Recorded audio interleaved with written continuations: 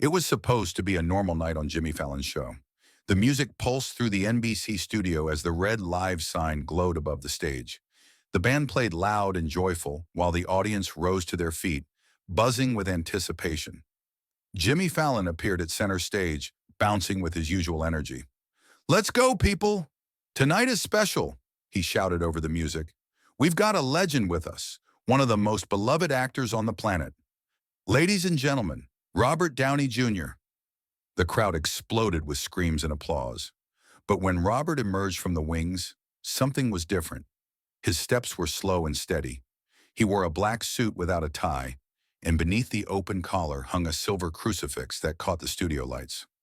Unlike other guests who entered with energy, Robert simply raised a gentle hand in greeting. His smile was faint, maybe even sad, and his eyes held something deeper. Jimmy tried to keep things light. "Robert, man, you're looking better than ever. Is that Botox or just good lighting?" Robert answered quietly, "Maybe just time."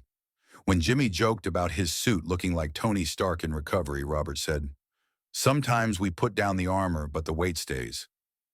The mood in the studio shifted. The audience fell silent, sensing something unusual was happening. Jimmy noticed Robert was different tonight and asked if he was okay. "Maybe tonight is the night when silence needs to speak," Robert said. Robert pulled out an old leather notebook with worn edges and explained it was given to him by Elijah, a janitor he met years ago while filming in Chicago. Elijah was an older man in his 60s who most of the crew didn't notice, but who saw everyone. "We had these conversations at the end of the day when no one was around," Robert explained. He had been writing in this notebook for years, thoughts and letters for people he never met but somehow understood. "He told me to give it to someone who carries the same emptiness," Robert added, placing the notebook on the table between them. Robert opened the cover and turned the first few pages slowly. He read a passage. "The soul never screams, it knocks, and if you're too busy laughing, you won't hear it."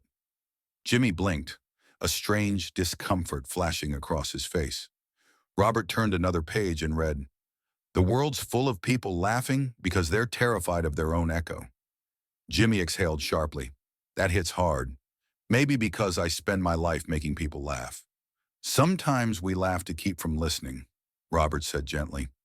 Robert opened the back section of the notebook, where several folded sheets of paper were tucked between pages. Elijah wrote letters to people he never gave them to. He said, "Some truths are too heavy for the moment they arrive." He found a letter with a faint sketch of a boy with large eyes and messy hair. Robert unfolded it carefully and began to read. "To the one who always turned pain into punchlines. I saw you once standing in front of a crowd.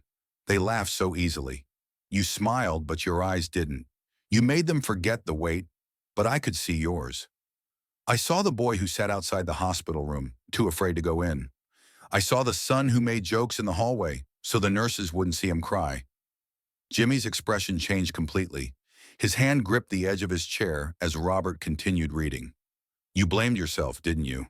Not for the sickness, but for the silence, for not telling her what you were too scared to say." After a moment of heavy silence, Jimmy spoke in almost a whisper. "My mom. She was sick for a long time." His voice trembled slightly. "Everyone kept telling me, 'You're so strong.' Like making jokes through it made me noble or something. But I was just scared. I didn't know what else to do." The audience sat in stunned silence, many with tears in their eyes. This wasn't a show anymore. It was something real and raw. "Did you ever tell her?" Robert asked gently. "I tried, but by the time I found the right words, she couldn't hear them." Robert then reached into his jacket pocket and pulled out a small, aged envelope, yellowed with time. "Elijah gave me this the night before he left. He said, 'You'll know when to open it when you're sitting with someone who needs it more than you do.'" "What's in it?" Jimmy asked. "I don't know. I've never opened it," Robert replied. "Some things don't get lighter. We just learn how to walk with them." The envelope trembled slightly in his fingers. "You ever lose someone?" Jimmy finally asked. "Yes," Robert answered after a pause. "Did it break you?" "I didn't break," Robert said. "I hollowed. I kept going, doing interviews, shooting movies, smiling. But inside, I was just gone. Jimmy asked Robert to read the envelope's contents. Robert broke the seal and unfolded the paper inside. The letter spoke directly to Jimmy's experience, about using humor as a shield, about the regret for not simply sitting and holding his mother's hand instead of trying to make her laugh. You thought being funny would protect you, Robert read. You thought applause would fill the hollow space. But every time they laugh, you wonder if she would have laughed too. And that is the weight you've never spoken out loud. Jimmy's eyes filled with tears. He pulled off his microphone and walked off stage. No music played, no lights shifted, just silence. When Jimmy returned a few minutes later, his eyes were red. How did he know? He asked. I never told anyone that stuff. Not even my wife. Some pain speaks without words, Robert replied. Some people hear it anyway. I've carried this for so long, Jimmy said. And now you don't have to, Robert answered softly. Jimmy looked at the letter one last time, then up at Robert. Can I keep it? Robert placed the notebook between them. It was always yours. That night, the show never officially ended with the usual closing jokes or thank yous. The cameras just showed Jimmy and Robert sitting in silence, a single letter between them, and a studio full of people who had forgotten they came to be entertained.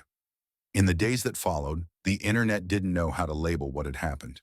People rewatched the clip in silence, sharing it with captions like, "This broke me in the best way." Comment sections filled with strangers sharing things they'd never said out loud. A week later, Jimmy started a new segment called Listen Before You Laugh, where the stage was dimmer, with no band or laughter track, just him seated across from ordinary people, sharing their grief and pain, truly listening instead of filling the silence with jokes. Robert never returned to the show, but a month later, a package arrived at the studio. Inside was a small wooden box containing the silver crucifix and a card that read, "You don't have to carry this, but now you know what it meant." During one of his new segments, Jimmy wore the crucifix beneath his collar. At the end, he looked into the camera, smiled gently and said, "Tonight the audience doesn't need to laugh. They need to listen."